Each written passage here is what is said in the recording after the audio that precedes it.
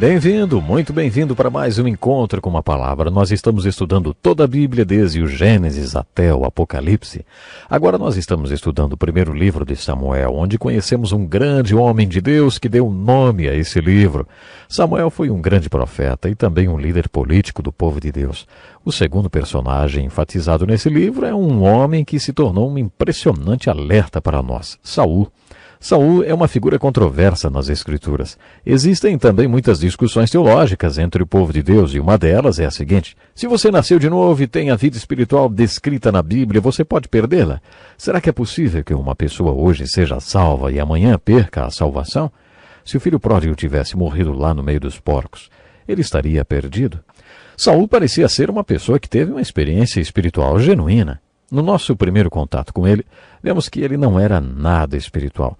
Mas aí ele teve uma grande experiência, e a seguinte pergunta foi feita em 1 Samuel.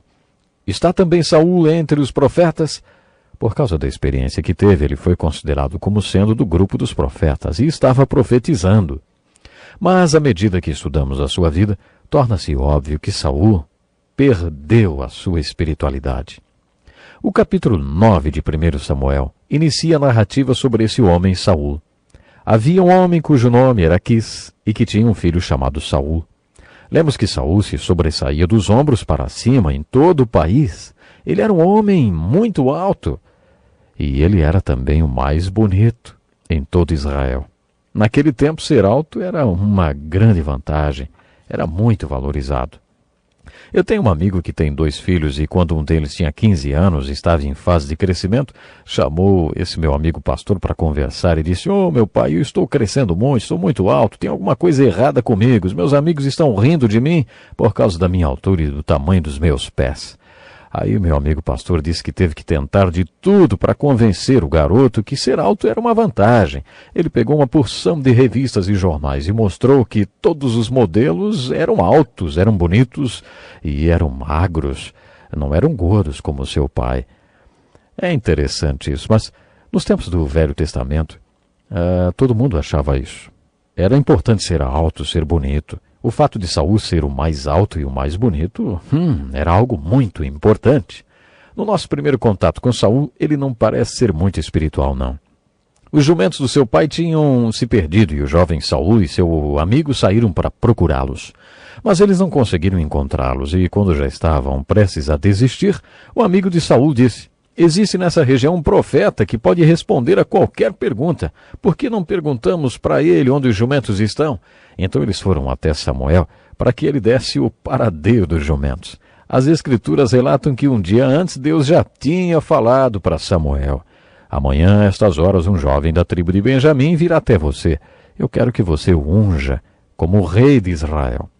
Samuel, portanto, já sabia que Saul estava para chegar. Quando Saul chegou no lugar onde o profeta estava e já estava pronto para perguntar onde estavam os jumentos, levou um grande susto. Samuel já sabia quem era Saul e estava esperando por ele. Ele convidou Saul para um banquete, ofereceu a ele um pedaço especial de carne e disse: eu preparei essa ceia para você. Já estava te esperando. A propósito, não se preocupe com os jumentos. Toda a riqueza de Israel será sua agora. A resposta de Saul foi uma frase que nós já conhecemos: desculpe-me, mas eu sou da tribo de Benjamim, a menor de Israel. Minha família é a de menor prestígio em toda a tribo. Eu acho que você pegou o homem errado. Isso não lhe parece familiar? Muitos líderes, quando foram chamados, se sentiram assim. Ei, você pegou o homem errado. Eu não sou ninguém. Sou um zero à esquerda. Sou o mais fraco de todos. Foi isso que Gideão disse. Foi isso que muitos deles disseram, inclusive Moisés. Mas essa atitude tem um lado positivo. Você se lembra da guerra civil que houve, relatada no final do livro de Juízes? Pois é, a tribo de Benjamim lutou contra todas as outras tribos e quase acabou com todas elas. Então Deus interviu a favor dessas outras tribos. Aí então as 11 tribos quase exterminaram a tribo de Benjamim. Sobraram apenas 600 benjamitas quando Deus interviu pela segunda vez. Deus disse: eu não quero que nenhuma das minhas tribos pereça na face da terra. Então os 600 benjamitas foram levados para um lugar no deserto. As outras tribos levaram mulheres para eles e disseram: aqui estão, Procriem, porque Deus diz que não quer que nenhuma das suas tribos seja exterminada na face da terra. Essa era a história de Saul. Por isso ele disse: eu venho da menor tribo e sou o mais fraco de todos. Mas Samuel o ungiu como o primeiro rei de Israel, porque Deus o mandou fazer isso. Acho lindo o final dessa história. Então, naquele dia, Saul partiu o pão com Samuel. Eu tenho certeza que Saul jamais se esqueceu daquele dia. Tem um amigo pastor que contou uma experiência interessante para mim. Ele disse assim: alguns anos, quando eu era presidente da associação ministerial, pediram-me para recepcionar uma pessoa muito importante no aeroporto. Era um servo de Deus. Seu nome era Dr. Abraham Vereid. Nunca tinha ouvido falar dele antes. Foi ele quem criou o café da manhã e oração com o presidente da República em Washington, na capital dos Estados Unidos. Ele tinha um ministério fantástico, era um homem muito espiritual. Alguns dos homens que o acompanhavam ficaram comigo e eu tinha que levá-los para o jantar. Eu não tinha condições de pagar um jantar para toda aquela gente e eu não sabia o que fazer. Estava quase tendo um ataque do coração naquele restaurante. Aí, meu amigo disse, eu olhei o menu e pensei comigo, com uma oração: ah, se todo mundo pedisse esse prato de linguado barato, aí ficaria mais fácil. Dr. Vereid vira-se para o garçom e diz: eu vou querer esse prato de linguado aqui. Olha, na verdade nós vamos todos comer linguado, porque nós estamos com pressa. Eu pensei comigo, esse homem está em contato direto com Deus. Quando eu o encontrei no aeroporto, ele segurou minha mão e disse: você é jovem, já conhece a Deus? Ele tinha um cabelão branco, parecia um profeta. Não dava para dizer se ele estava falando com Deus ou com você. No meio da conversa, de repente, você percebia que ele não estava mais falando com você, mas com o Senhor. Aí você abaixava a cabeça e percebia que ele estava falando outra vez com você. Sabe, ele era muito espiritual. E esse meu amigo pastor diz: depois daquele jantar eu o levei para a igreja onde ele iria pregar naquela noite. Nunca vou esquecer isso. Antes de entrar no templo, ele me levou para o canto e perguntou o que eu iria fazer no dia seguinte. Eu disse que iria dar uma aula bíblica. E ele falou: vamos entregar isso para Deus. Passou o braço no meu ombro e orou por mim. Nunca me esquecerei dessa experiência, o meu amigo fala. No dia seguinte, durante a minha aula bíblica, eu achei que seria arrebatado ou alguma coisa, porque tamanha era a unção naquele dia, tamanha era a unção naquela aula. Quando eu parti o pão com o Dr. Abraham Vereid, a minha vida mudou. Minha experiência com ele me deu uma ideia do que significou para Saul encontrar-se com Samuel e partir o pão com ele, disse esse meu amigo. E ele tinha razão. Saul foi ungido rei, mas não foi um bom rei. Sua vida, portanto, tornou-se uma alerta.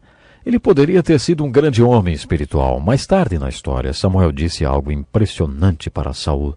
Quando Samuel tirou o reinado de Saul, na verdade, quando Samuel demitiu Saul, ele disse: Deus tinha planejado fazer de você e de seus descendentes reis de Israel para sempre, mas agora o reino será tirado de você. Parece que isso significou que Saul e seus descendentes jamais seriam reis. Mas Saul escolheu desobedecer a Deus e por isso Deus teve que tirá-lo. Saul parecia ter sido profundamente afetado por suas experiências espirituais.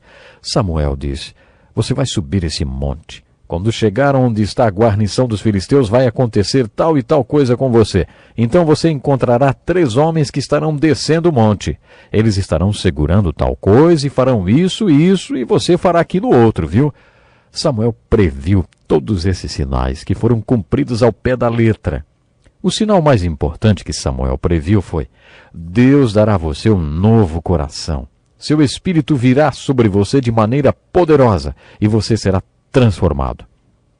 Todas essas coisas aconteceram com Saul e pareceu que ele tinha sido muito afetado por todas elas. Porém, Saul desobedeceu a Deus 2 vezes. Não uma vez, mas 2. Ele entrou numa batalha contra os filisteus e o seu exército estava desertando. Saul sabia que Samuel chegaria em 7 dias. Quando chegou o último dia e Samuel não chegou, Saul pegou nos objetos de sacrifício, ocupou o lugar de Samuel e fez as vezes de sacerdote. Quando Samuel chegou, ficou muito chateado com Saul. Tudo isso está registrado no capítulo 13 do primeiro livro de Samuel.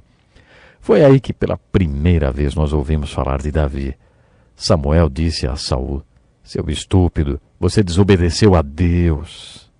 Deus tirará o reino de você e dará um homem que tem o coração segundo o coração de Deus e que faria a vontade dele. Ele já achou esse homem, que é melhor do que você. Essa é a primeira vez que ouvimos falar de Davi. Davi era esse homem, segundo o coração de Deus, que faria a vontade dele. Parecia que Deus tinha dado a Saul uma segunda chance, e aí Saul desobedeceu a Deus pela segunda vez.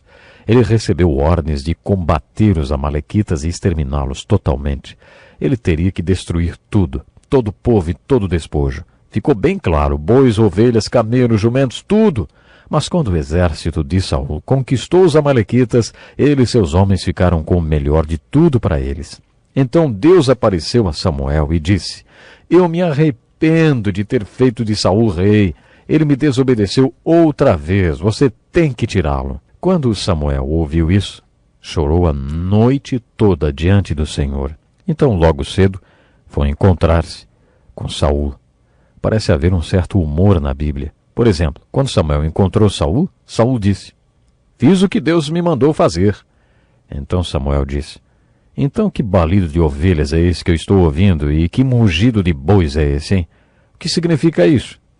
Saul respondeu: Nós planejávamos sacrificá-los a Deus. Seguiu-se então um dos trechos mais incríveis da Bíblia. Samuel disse a Saul: Tem Deus mais prazer em ofertas queimadas e em sacrifícios do que em que o obedeçam? Obediência é melhor do que sacrifícios.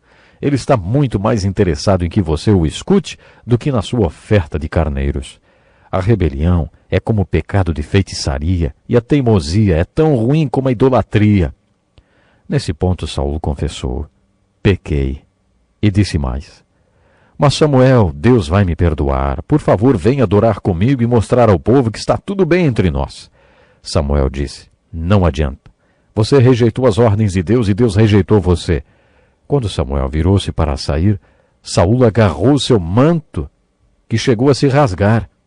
Então Samuel disse: Da mesma maneira Deus vai rasgar de você o reino e vai dá-lo a outro que fará toda a vontade de Deus. Depois disso iniciou-se a decadência de Saul.